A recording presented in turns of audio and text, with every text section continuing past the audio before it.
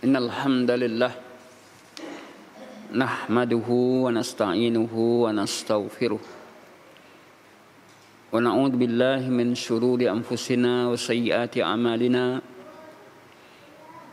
may yahdihillahu fala mudilla lahu wa may yudlil fala hadiya lahu asyhadu an la ilaha illallah wahdahu la syarika lahu wa asyhadu anna muhammadan abduhu wa rasuluh la nabiyya ba'. Allahumma salli wa sallim ala nabiyyina Muhammadin wa ala alihi wa sahbihi wa man tabi'ahum bi ihsan ila yaumiddin, amma ba'. Fa inna asdaqal kalam kalamullah wa khairal hadi hadi Muhammadin sallallahu alaihi wasallam wa syarrul umuri muhdatsatuha wa kullu muhdatsatin bid'ah wa kullu bid'atin dhalalah wa kullu dhalalatin finnar. Masyiral muslimat wal akhawat wal ummahat yang dirahmati dan muliakan Allah, kembali kita ungkapkan syukur kita kepada Allah pada siang hari ini. Alhamdulillah, berkah rahmat Allah, nikmat dan karunia-Nya, kita bisa hadir ke majlis yang kita cintai ini, yaitu majlis ilmu yang insyaAllah ta'ala akan menenteramkan hati kita dan jiwa kita. Salawat dan salam buat Nabi kita, Nabi besar Muhammad sallallahu alaihi wasallam, sebagai tauladan kita, panutan kita. Sesungguhnya hidup yang kita lalui insya-Allah taala akan berada dalam kebaikan, kebahagiaan dengan mengikuti tuntunan dan petunjuk Nabi kita, Nabi Muhammad sallallahu alaihi wasallam. Fa insyaallah taala pada kesempatan ini tema yang kita angkat adalah sebuah kitab kecil yang berjudul, bahasa Indonesianya, 10 hak dalam Islam. 10 hak dalam Islam, sedangkan dalam bahasa Arabnya hukukun da'at ilaihal fitrah, hak-hak yang fitrah mengakuinya, wa qarraraha asy-syariah, dan syariah mengakuinya. Hak-hak yang fitrah mengakuinya dan syariah menetapkannya. Itu dalam judul bahasa Arabnya. Kalau judul bahasa Indonesianya 10 hak dalam Islam.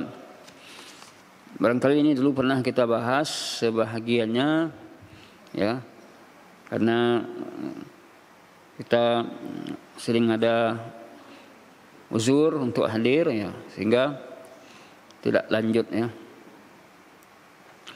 Baik para ummahat yang dirahmati Allah, ada 10 hak dalam Islam. Nanti saya bacakan dulu, nanti kita bahas satu persatu. Jika kiranya selesai dalam satu pertemuan, alhamdulillah. Kalau tidak, kita lanjutkan pada bulan yang akan datang. Yang pertama, hak Allah. Yang 10 hak itu, yang pertama hak Allah. Yang kedua hak Rasulullah. Yang kedua hak Rasulullah. Yang ketiga hak kedua orang tua. Yang ketiga hak kedua orang tua. Yang keempat hak anak. Keempat hak anak. Yang kelima hak kerabat. Yang kelima hak kerabat. Yang keenam hak suami istri. hak suami isteri. Yang ketujuh, hak pemimpin dan rakyat. Yang ketujuh, hak pemimpin dan rakyat. Yang ke-8, hak tetangga. Ke-8, hak tetangga. Yang ke-9, hak seluruh kaum muslimin. Hak seluruh kaum muslimin. Yang ke-10, hak non-muslim.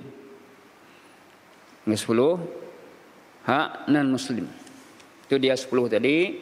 Hak Allah, hak Rasulullah, hak kedua orang tua, hak anak, hak kerabat, hak suami isteri, hak pemimpin dan rakyat, hak tetangga, hak seluruh kaum muslimin, hak non-muslim.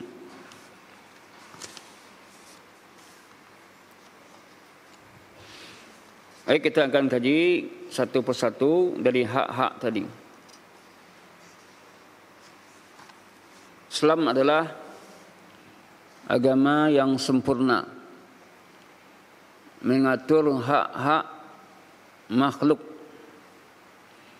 dan juga mengatur kewajiban-kewajiban. Ada hak dan ada al-wajibat. Kalau hak itu ada sesuatu yang dia terima, itu haknya.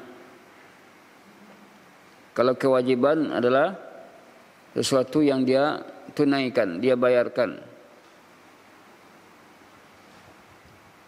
Jadi hak sesuatu yang ia terima, kewajiban yang dia bayarkan. Antara hak dan kewajiban dalam agama kita seiring dan sejalan. Kita terima kewajiban, hak tunaikan. Antara kewajiban dan hak mesti ada keseimbangan.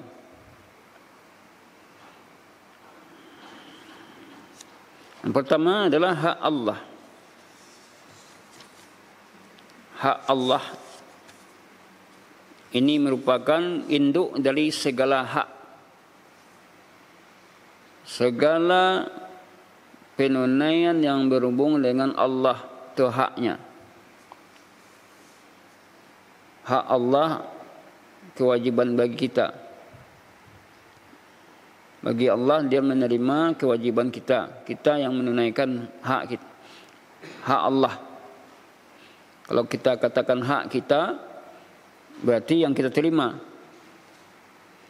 Kalau kita katakan hak Allah, berarti sesuatu yang Allah terima dari hambanya. Allah Subhanahu wa taala, dia maha kaya.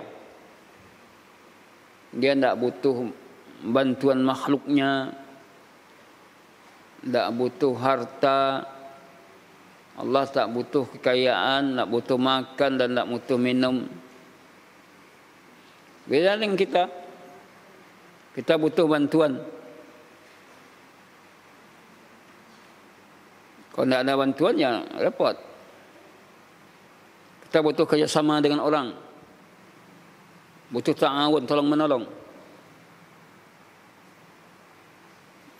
Nah, walaupun kita beribadah kepada Allah dalam rangka menunaikan hak Allah, namun ibadah itu manfaatnya bukan untuk kepentingan Allah. Ibadah itu manfaatnya kembali ke diri kita, bukan untuk kepentingan Allah. Kita salat, kita bukan untuk kepentingan Allah. Kita berpuasa bukan untuk kepentingan Allah, tapi untuk manfaatnya kembali kepada kita.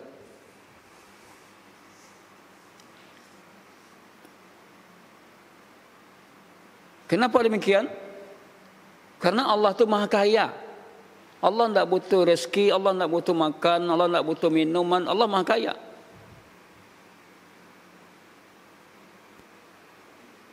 Makanya sekiranya manusia di muka bumi ini kafir semuanya, tidak akan mengurang hak Allah, tidak akan mengurang kuasaan Allah. sekiranya manusia di muka bumi ini beriman semuanya, tidak akan menambah kerajaan Allah. Kenapa? Allah Maha Kaya. Oleh karena itu, kalau kita beribadah kepada Allah, kalau kita melaksanakan ketaatan kepada Allah, manfaatnya kembali kepada kita. Bukan manfaatnya kembali kepada Allah.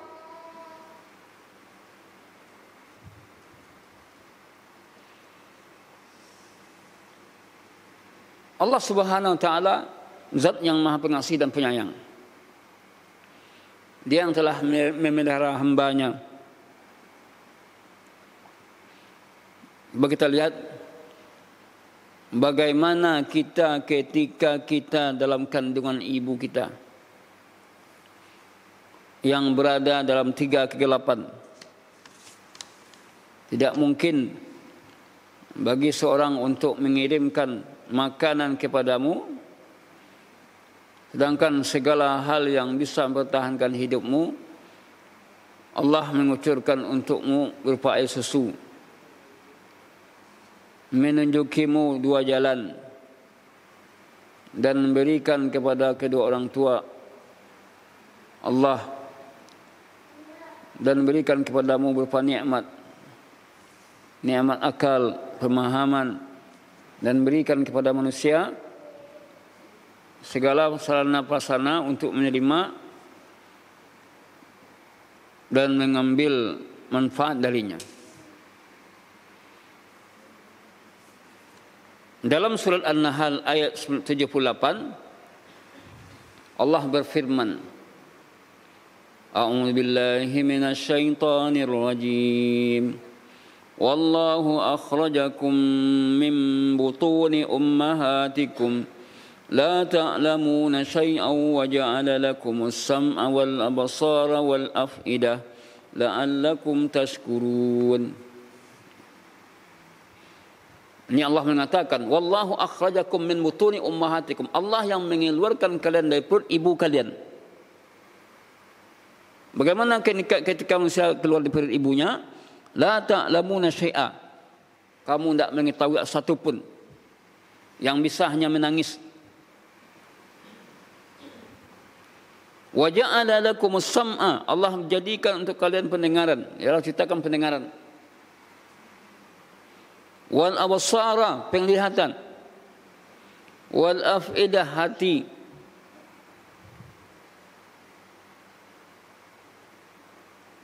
La'allakum tashkurun. Mudah-mudahan kalian menjadi hamba yang bersyukur. Nah, berdasarkan ayat ini, Masya Allah, kita manusia ini tidak punya apa-apa. Dikeluarkan kita dari perut ibu kita, kemudian kita tidak tahu apa-apa, tidak bisa apa-apa. Akan tetapi dengan rahmat Allah, dengan nikmat Allah, Allah fungsikan apa? Pendengaran. Wa ja'ala lakum sam'a. Allah fungsikan hati. Allah wa ja'ala lakum sam'a, kemudian Allah fungsikan penglihatan. Wal absara, penglihatan, wal afidah, hati.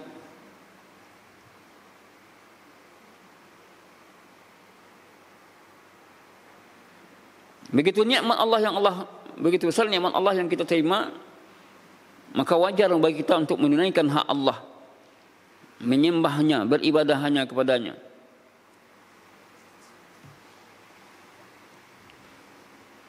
Sehingga kalau kita lihat, sekiranya Allah ingin menghalangi nikmatnya kepada kita sedikit, bisa, mudah bagi Allah. Coba kalau sekiranya dihalangi pendengaran kita agak 1 menit oleh Allah, kita nak dengar.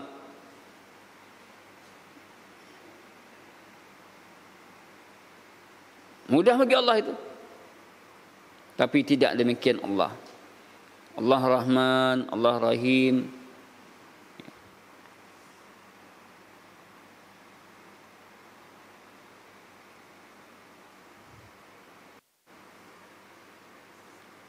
Kemudian di dalam surat Taha ayat 132 Allah katakan, La nas'aluka rizqa, kami tidak minta rezeki pada kalian. Nahnu narzuquk, kami yang berikan rezeki kalian. Wal akibatu littaqwa, akibat itu ditanggung oleh orang yang bertakwa. Berdasarkan hadis ini, Allah itu Maha Kaya. Allah tidak butuh rezeki, Allah tidak butuh makan, Allah tidak butuh minuman. Kita yang butuh makanan, kita yang butuh minuman.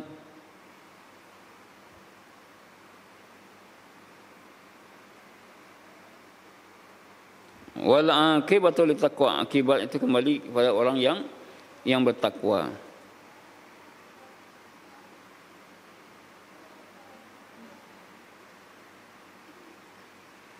Kemudian Allah Subhanahu wa taala suruh kita menyembahnya, beribadah hanya kepadanya.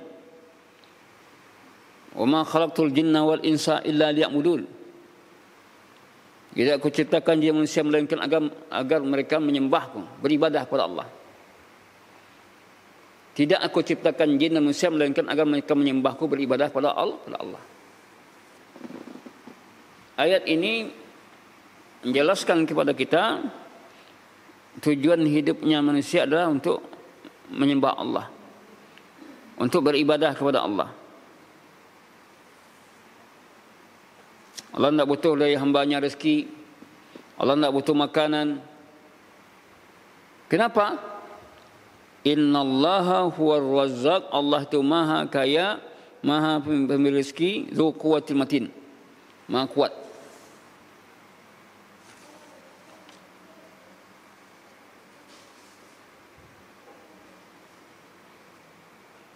Allah menghendaki agar sebagai hambanya menjadi seorang yang mewujudkan segala macam makna ibadah.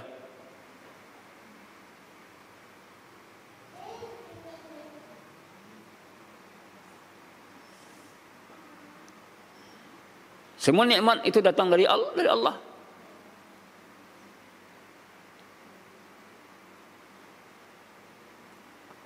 Bukan dari kita. Ini nanti bisa kita lihat dalam surah An-Nahl ayat 53. Surah An-Nahl ayat 53 yang menyatakan bahawa semua nikmat datang dari Allah. Wa ma bikum min ni'matin faminallah. Thumma idza massakumud dur ilaihi taj'arun. Wa ma bikum min ni'matin, tidak ada dari kamu, tidak ada dari nikmat yang kamu dapatkan melainkan itu adalah datang dari Allah. Faminallah, atau apa saja nikmat yang datang dari kamu maka itu datang dari Allah. Maka jadi wajar kita sebagai hamba Allah menunaikan hak Allah. Semua nikmat yang kita rasakan itu datang dari Allah. Bukan karena pintar kita, jago kita, hebat kita, tidak.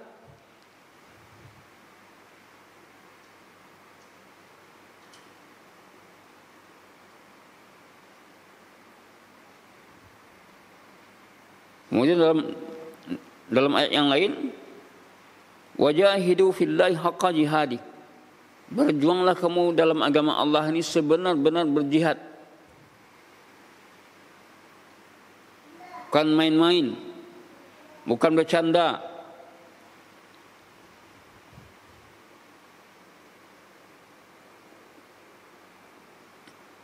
Berdasarkan ayat ini perintah berjihad.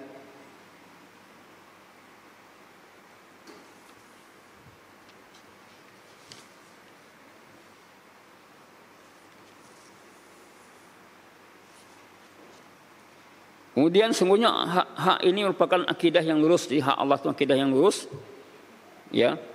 Dan iman kepada yang hak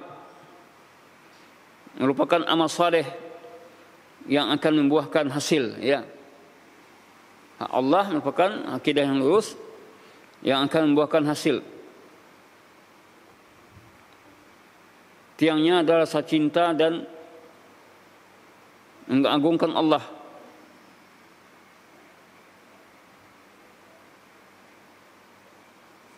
Oleh karena itu dalam menunaikan hak Allah ini kita disuruh apa? Fattaqullah masata'tum. Bertakwalah kamu kepada Allah sesuai kesanggupan.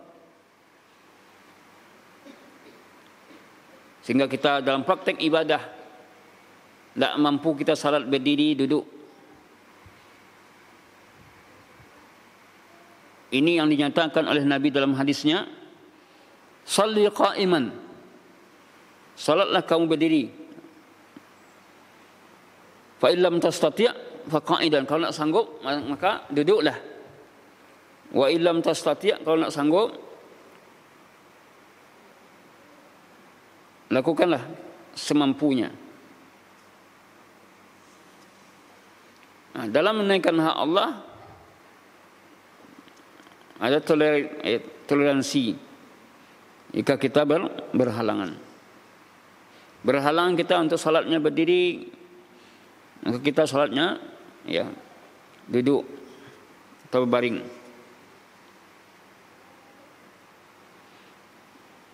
Termasuk juga untuk menaikkan hak Allah adalah membayar zakat.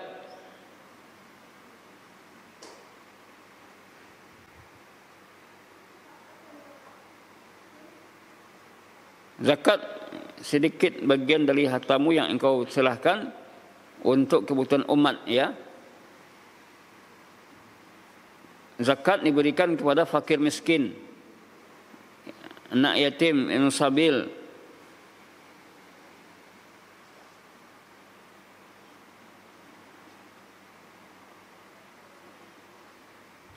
Kemudian puasa Ramadan. Ini sebagai bentuk ketaatan kepada Allah dan maka menunaikan hak Allah.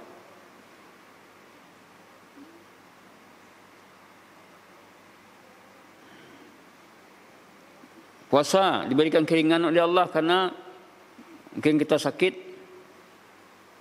atau dalam perjalanan.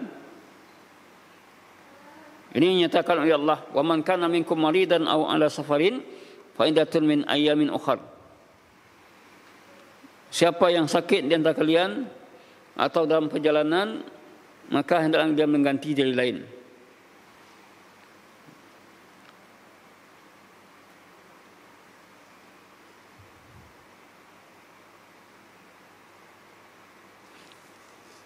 Kemudian haji Kaibatullah merupakan hak Allah. Dalam pelaksanaannya hanya sekali seumur hidup. Bayangkan, Allah menurunkan syariatnya itu, syariat yang Allah turunkan itu sanggup hambanya untuk melakukan. Nak terbayang oleh kita kalau sekiranya Allah wajibkan haji setiap tahun, ya Bu, apa akibatnya itu? Kalau sempat Allah takdirkan haji itu setiap tahun, mungkin kita akan direpotkan. Baru setahun batang lah masuk wajib balik, lepas pulau ke Mekah. Akan tetapi tidak demikian Allah. Allah memberikan beban kepada hambanya mudah sesuai dengan kadar kemampuan hambanya. Sehingga haji, pelaksanaan ibadah haji, wajib haji itu hanya wajib sekali seumur hidup. Haji yang kedua haji sunnah, haji yang ketiga haji sunnah.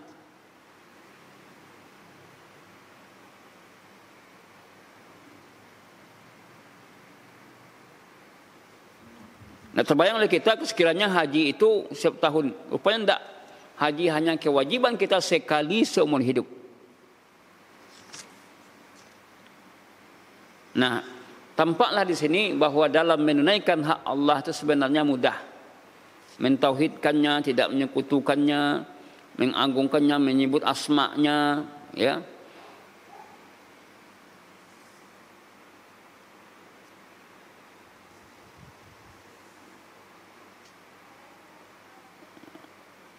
Oleh karena itu jangan sampai kita abaikan hak Allah ini.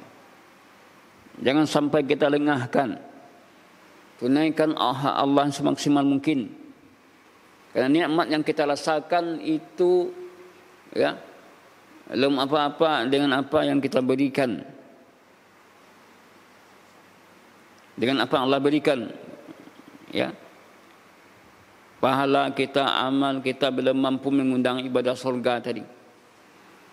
Karena kita katakan surga itu adalah karunia yang besar dari Allah.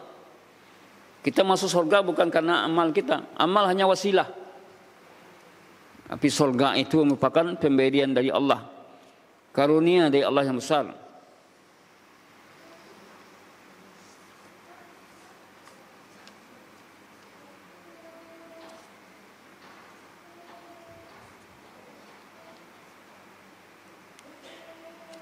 Bersyukurlah kita ketika Allah masukkan kita ke surga. Faman zuhziha 'anil nar, siapa yang dikeluarkan dari api neraka, wa udkhilal jannah, dan dimasukkan ke surga, faqad faza, sungguh dialah orang beruntung. Wa mal hayatud dunya illa mata'ul ghurur, tidak ada kehidupan dunia itu melainkan kesenangan yang menipu. Inilah hak Allah. Termasuk hak Allah adalah kita tidak menyekutukannya. Tidak boleh kita buat syirik. Ibadah kita hanya untuknya, murni untuknya, untuk Allah. Tak boleh kita buat syirik, sekecil apapun syirik, tak boleh kita lakukan. Karena syirik itu induk dari segala dosa.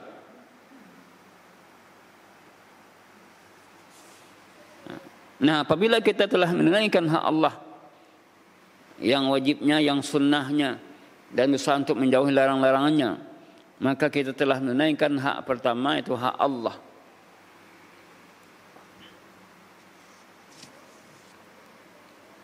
Yang kedua adalah hak Rasulullah. Hak yang kedua yang wajib kita tunaikan, hak Rasulullah. Tadi kita katakan bahwa yang dikatakan dengan hak itu adalah suatu yang wajib kita tunaikan, yang kita terima. Namanya hak. Kalau kewajiban adalah yang kita tunaikan, yang kita lakukan untuk dia. Nah, hak Rasulullah termasuk hak terbesar. Kenapa demikian? Karena tidak ada makhluk di muka bumi ini yang mulia, ya, melebihi Rasulullah sallallahu alaihi wasallam.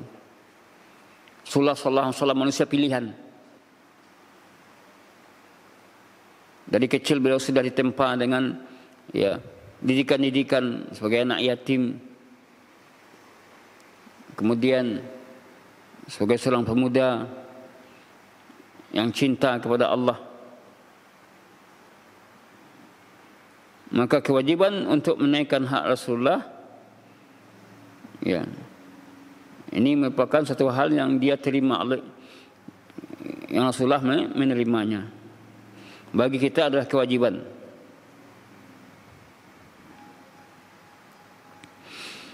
Di antara dalil yang berhubung dengan hak Rasulullah ini, yaitu firman Allah di dalam surat Al-Fat ayat 8 sampai 9. A'udzu billahi minasyaitonir rajim. Inna arsalnaka syahidan wa mubasysyiran wa nadhira litu'minu billahi wa rasulih wa tu'azziruhu wa tuwaqqiruhu. Inna, sesungguhnya kami, arsalnaka, kami telah mengutus kepadamu, syahidan, sebagai seorang yang menjadi saksi, wa mubasysyiran, dan sebagai orang yang memberikan kabar gembira,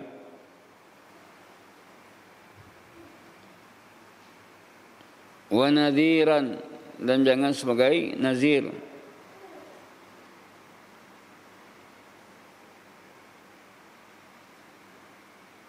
Wa naziran, sebagai pemberi peringatan.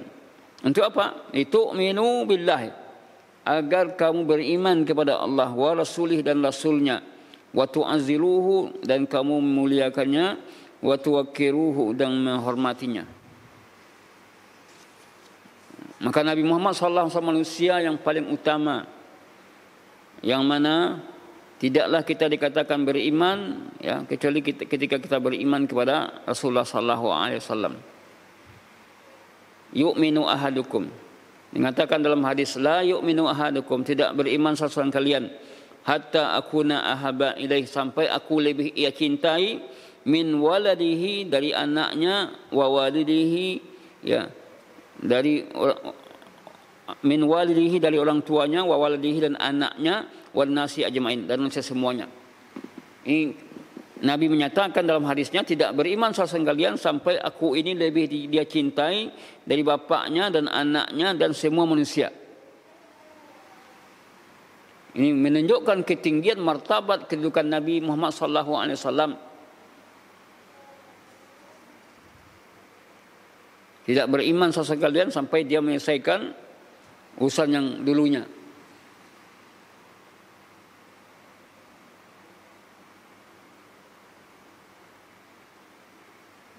Maka Syekh menjelaskan kepada kita di antara hak Nabi yaitu memuliakan, menghormati dan mengagungkan beliau tanpa adanya sikap gulu, ya, berlebihan. Nah, ini dia. Termasuk memuliakan Nabi dalam rangka memberikan hak Nabi tadi, memuliakan, menghormati dan mengagungkan. Nah, ini sejalan, memuliakan, menghormati dan mengagungkan.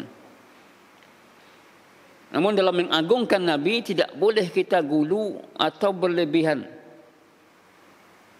Dan tidak boleh pula taksir, meremehkan Nabi-nya. Kami manusia seperti kita juga.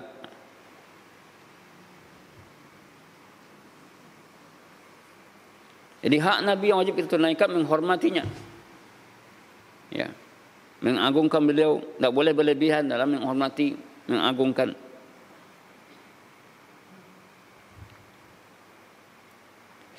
Termasuk menunaikan hak Nabi, ya, memuliakan Nabi ketika beliau masih hidup dengan memuliakan sunnah dan pribadi yang agung.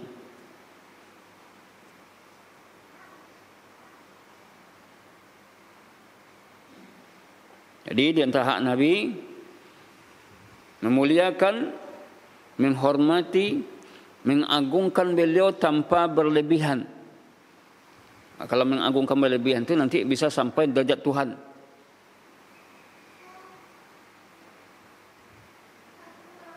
Jadi ketika Nabi masih hidup, hormati dia, muliakan. Adapun ketika Nabi telah meninggal, yaitu dengan memuliakan sunnahnya dan syariatnya yang lurus. Jadi memberikan hak Nabi itu ketika beliau telah meninggal tetap ada, ya, memuliakan sunnahnya dan syariatnya yang lurus. Kalau sunnah Nabi itu dihina orang, maka kita luruskan orang tadi untuk tidak menghinanya.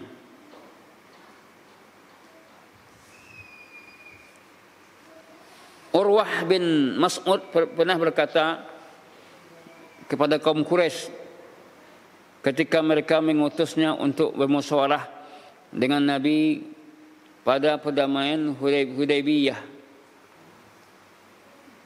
Dia berkata, ini kata Urwah bin Zubair, kata Urwah bin Mas'ud,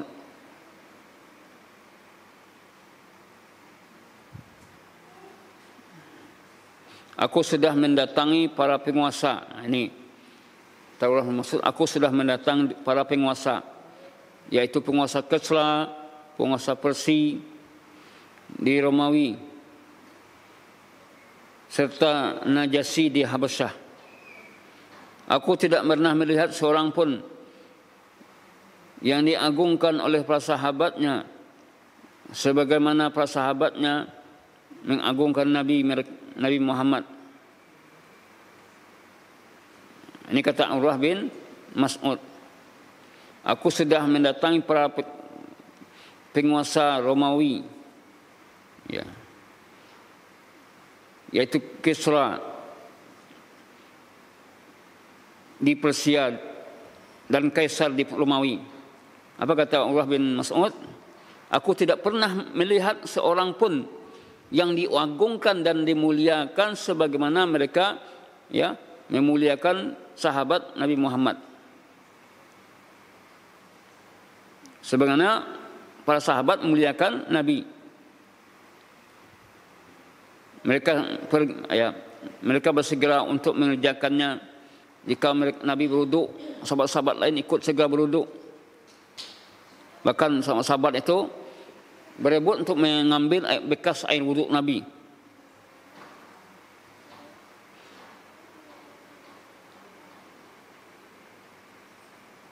Jadi hak Nabi ini hak yang sangat mulia, yang banyak diabaikan oleh orang. Jadi orang-orang ya, Urwah bin Mas'ud ini dia heran. Saya sudah pergi ke Roma, ya, kerajaan Roma, Kaisar, tapi saya tidak melihat seseorang diagungkan seperti sahabat-sahabat memuliakan Nabi.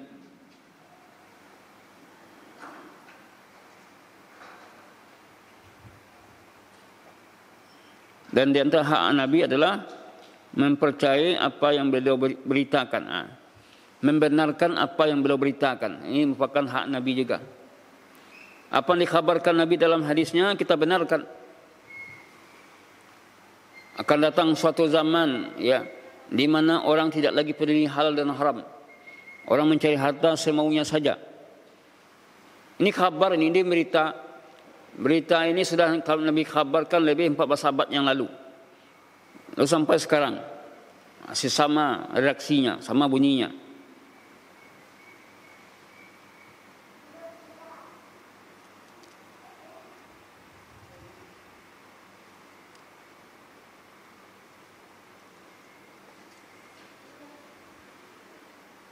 Itu hak-hak Nabi, membenarkan apa yang beliau beritakan, berupaya berkata yang lampau dan yang akan datang. Kemudian di antara hak Nabi melaksanakan apa yang diperintahkan.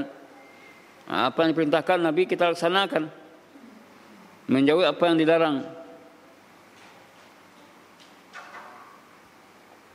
Demikian pula mengimani bahawa metode beliau adalah metode yang paling baik dan paling sempurna. Syariat beliau adalah syariat yang paling baik dan sempurna.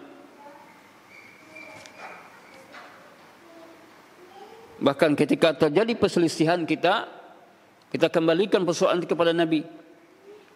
Wa in tanaza'tum fi syai', jika kamu berselisih dalam sesuatu, farudduhu ila Allah, Rasul, kembalikan dia kepada Allah dan Rasulnya, kembalikan kepada Al-Quran dan Sunnah.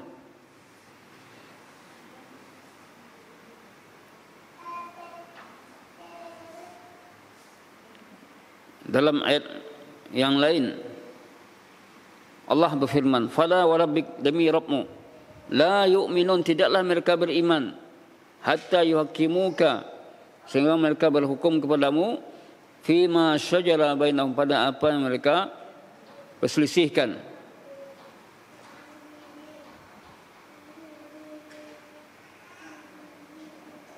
Kemudian summa la yajidu, kemudian mereka tidak mendapatkan fi anfusihim, dalam diri mereka itu, harajan, beban, wa yusallimu taslima,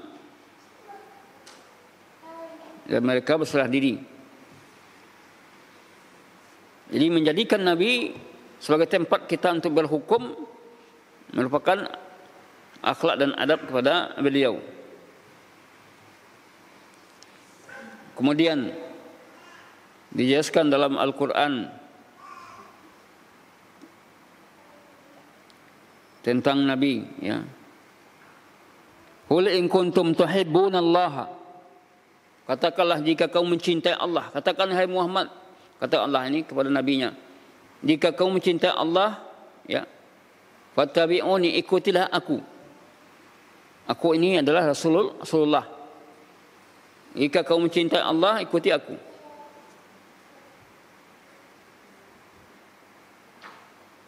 Fattabi'uni, jadi bukti cinta kepada Allah itu apa?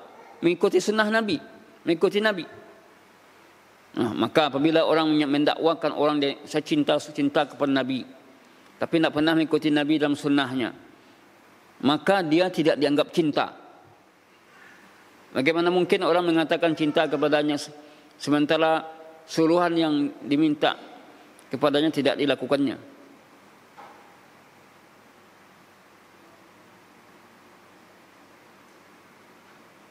Qul in kuntum tuhibbunallah, katakanlah jika kamu mencintai Allah, fattabi'uni, ikuti aku. Jadi mencintai Allah diwujudkan dengan mengikuti Nabi Muhammad. Apa manfaatnya ketika kita mengikuti Nabi? Yuhibbukumullah, niscaya Allah akan mencintai kamu. wa yaghfir lakum dzunubakum, dan akan mengampuni dosa kalian. Wallahu ghafurur rahim, Allah Maha Pengampun lagi Maha Penyayang.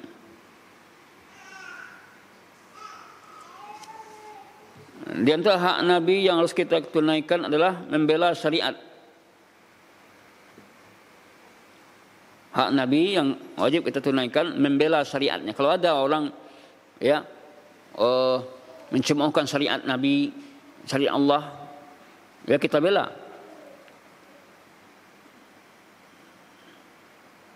Tentu ada syariat poligami umpamanya kan. Ada syariat poligami, tidak boleh kita benci. Tapi pelaksanaannya tidak wajib. Kalau tergantung nanti dari kondisi seseorang. Ya. Sama dengan nikah. Nikah itu 5 hukumnya. Poligami juga bisa jadi 5 hukumnya. Apa hukum yang 5 tadi? Wajib, mustahab, anjuran, haram, kemudian makruh. Hukum yang 5. Mustahab, wajib, kemudian anjuran, mustahab, kemudian makruh, haram. Tidak boleh dibenci.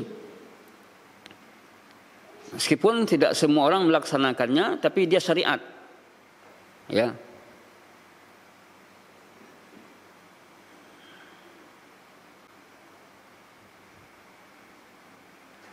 Di antara hak Nabi, kita katakan tadi, membela syariat dan manhajnya.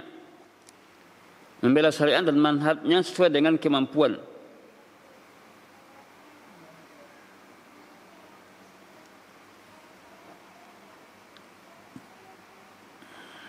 Maka di sini kita butuh kepada ilmu namanya.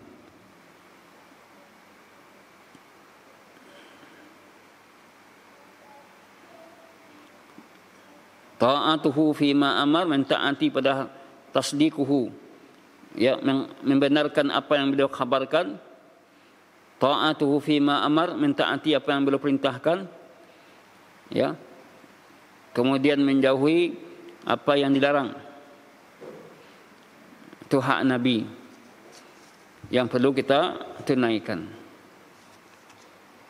Jadi intinya adalah bahwasanya melaksanakan syariat yang Allah perintahkan yang berhubungan dengan Nabi adalah termasuk menunaikan hak Nabi.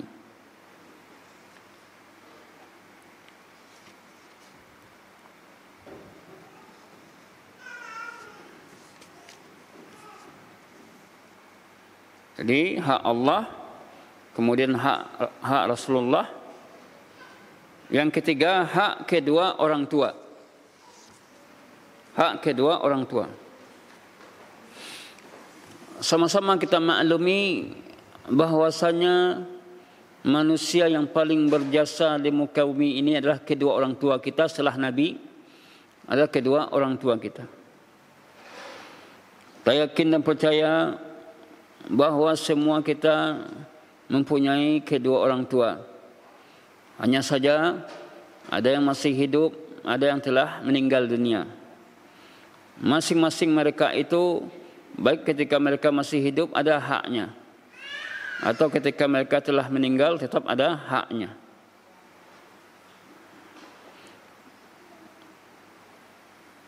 Jasa kedua orang tua tidak akan bisa terbalas oleh kita. Allah, di mana keberadaan kita disebabkan karena adanya kedua orang tua kita. Beban yang telah dia tanggung ketika dia melahirkan anaknya sungguh sangat besar.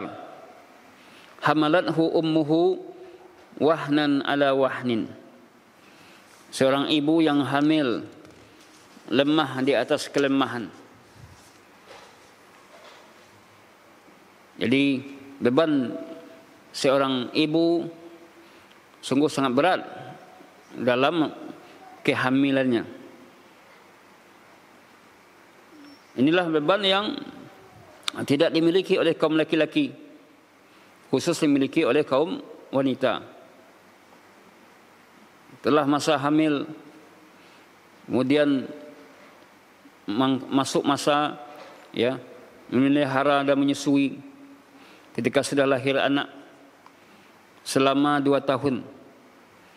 2 tahun itu kalau bisa ada seibu belum 2 tahun lagi dia sudah tidak punya air susu lagi, atau dari awal tidak keluar air susunya, maka dia ganti dengan susu,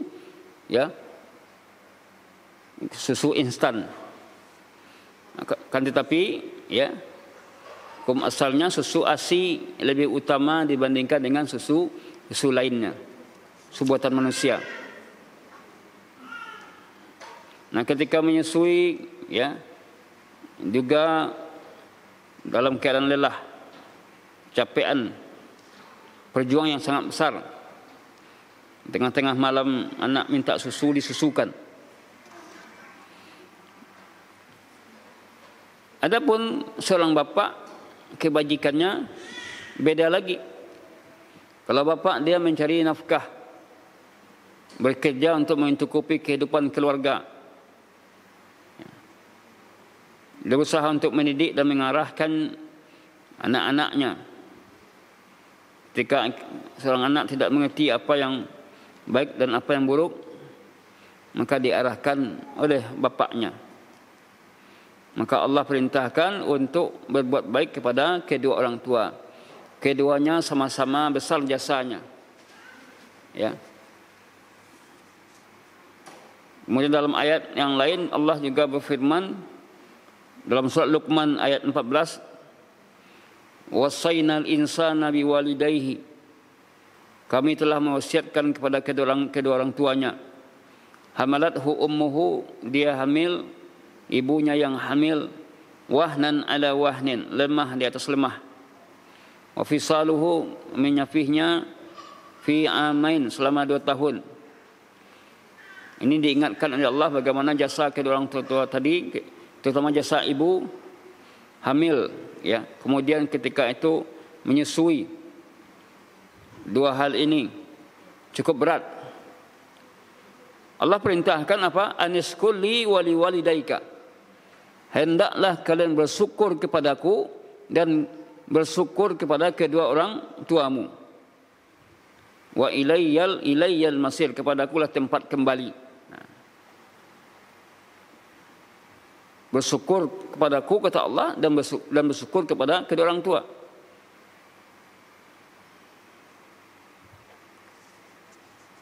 Dalam surah Al-Isra ayat 23 sampai 24 juga demikian.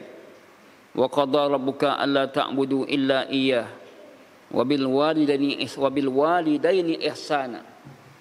Tuhanmu telah menetapkan alla ta'budu, jangan kau menyembah, illa iyyahu, kecuali hanya kepadanya, wabil walidaini ihsana, dan kepada kedua orang tua hendaklah kamu berbuat ihsan, berbuat baik. Imma yablughanna indakal kibra, ketika salah satu keduanya itu telah lanjut usia, atau keduanya sudah lanjut usia, kemudian jangan kamu katakan kepadanya, fala taqul lahuma jangan kamu katakan kepada keduanya wala tanharhuma, jangan kamu hardik keduanya, wa qul lahuma qawlan karima, ucapkanlah kepada keduanya perkataan yang mulia. Waqfid janahaz zulli minar rahmah, rendahkanlah sayapmu dari kasih sayang. Wa qur rabbirhamhuma, ya Rabb, kamu sayangilah keduanya, kama rabbayani saghira, sebagaimana keduanya telah menyayangiku ketika waktu kecil. Ayat ini jelas kaum muslimin, kaum muslimat yang dirahmati oleh Allah, ketetapan Allah untuk beribadah hanya kepadanya dan kewajiban untuk birrul walidain, berbakti kepada kedua orang tua. Kemudian larangan bagi sang anak ketika orang tuanya sudah lanjut usia, larangnya untuk berkata keras atau menghardinya. Kemudian perintah untuk mengatakan kata-kata yang mulia ketika dia sudah lanjut usia, diperintahkan untuk mengatakan kata-kata yang mulia, bukan kata-kata yang menyakiti. Kemudian mendoakan keduanya ketika dia masih hidup dan ketika telah tiada, tetap didoakan. Hak kedua orang tua yang wajib dilakukan adalah berbakti kepada keduanya, yaitu dengan berbuat baik kepada keduanya dengan ucapan, perbuatan. Jadi birrul walidain itu ada dua bentuk, ada perkataan, ada perbuatan. Nah, kalau perkataan mungkin kata-kata yang bagus, ya, kata-kata yang lemah lembut kepada kedua orang tua. Kalau perbuatan, ya, perbuatan yang menyenangkannya. Maka agar anak kita berbuat baik pula kepada kita, kita harus mencontohkan kita berbuat baik kepada kedua orang tua kita. Ketika seorang ibu dia tidak berbuat baik kepada kedua orang tuanya, maka kelak nanti anaknya juga tidak akan berbuat baik kepadanya. Sudah apa kata pepatah Arab? Kama tadinu tudan. Sebagaimana kalian berbuat, seperti itu pula nanti balasannya. Andai kata seorang anak tidak berbuat baik kepada kedua orang tuanya, nanti kalau dia punya anak, anaknya juga tidak akan berbuat baik kepada kedua orang tuanya. Maka jangan salahkan anak kita tidak baik kepada kita. Bisa jadi karena itu ada dosa kita. Dosa kita dulunya kita tidak berbuat baik pada orang tua kita. Akhirnya anak kita pun tidak berbuat baik kepada kita. Dibalasi. Al jaza'u min jinsil amal. Balasan itu sesuai dengan amal perbuatan kita. Yang sampai kita jadi anak durhaka.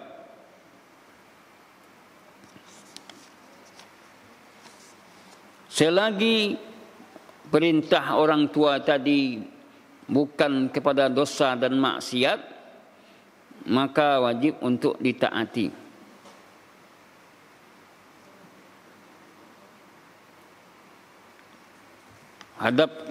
Ketika bertemu, hendaklah sang anak dengan wajah ceria menghadap orang tuanya, ya, tidak boleh bermuka masam, layanilah keduanya dengan baik, ya.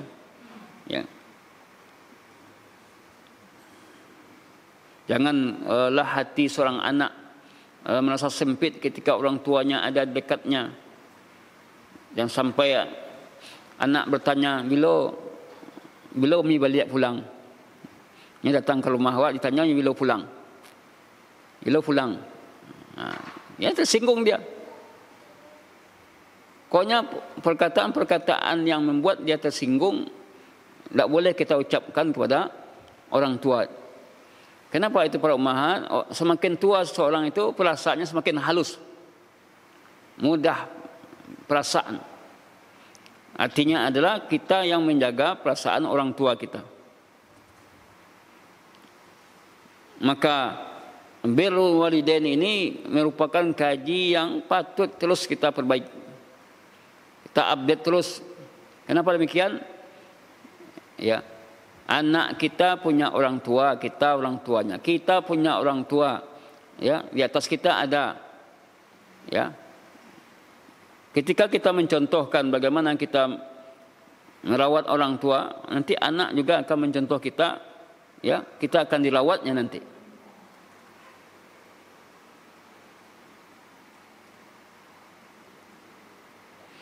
Maka ketika orang tua sudah lanjut usia, ini sangat penting sekali. Kalau dia masih kuat, okeylah. Ketika dia sudah lanjut usia, di sinilah, ya, nampaknya keberadaan anak soleh tadi. Bagaimana dia mengurusnya, merawatnya, bertutur kata dengan yang baik, menyenangkan hati orang tuanya.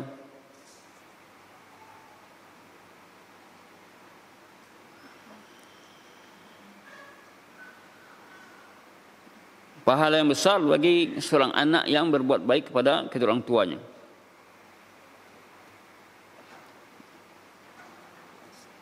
Sungguh Allah telah menjadikan hak kedua orang tua tadi berada pada martabat yang tinggi. Bahkan perintah berbuat baik kepada kedua orang tua terletak setelah perintah menyembah Allah. Wa'budullaha wa la tusliku bi syai'an wa bil walidaini ihsana. Sembahlah Allah dan jangan persekutukan sedikit pun. Wa bil walidain, dan kepada kedua orang tua ihsana, hendaklah kamu berbuat baik. Terletak perintah berbuat baik kepada orang tua terletak setelah perintah menyembah Allah. Jadi mulianya berbuat baik pada orang tua ini. Akan tapi syaitan berupaya bagaimana anak-anak ini jadi anak durhaka, ya, tidak patuh pada orang tua, membenci orang tuanya, tidak mau berbuat baik kepada orang tua yang telah lanjut usia. Kemudian juga kalau kita punya orang tua, jangan sampai anak orang tua kita antarkan ke panti jompo, ya, karena dia tidak mau merawatnya orang tuanya, diantar ke mana? Panti jompo. Kalau panti jompo itu bagi orang tua yang tidak punya anak, okey lah. Tak punya anak dia, atau anaknya telah mati baru. Kalau dia masih punya anak, umpamanya kita anaknya, kita yang rawat dia. Banyak kita lihat orang-orang yang di panti jompo itu, ya, anaknya ada, tapi karena dulu anaknya tadi tidak dididiknya dengan didikan yang baik. Bahkan ada dulu seorang bapak di panti jompo, anaknya kerja di Dumai, di Kaltek kerja anaknya. Diantaranya anaknya ke panti jompo, diantaranya orang tua ke panti jompo. Ketika ditanya di mana anak bapak saya, anak saya ada di kerjanya di sini. Kenapa? Karena sang anak tidak didik dengan didikan agama dari kecil, sehingga kalau ada orang tua dekat dia, dianggap beban dianggapnya. Yang tanyalah ke panti jompo, habis tanggung jawab. Itulah ketika sang anak tidak jadi anak soleh, anak hanya dididik dengan, ya, harta, dididik dengan kecukupan, tapi tidak dididik dengan adab dan akhlak, seperti itulah dia.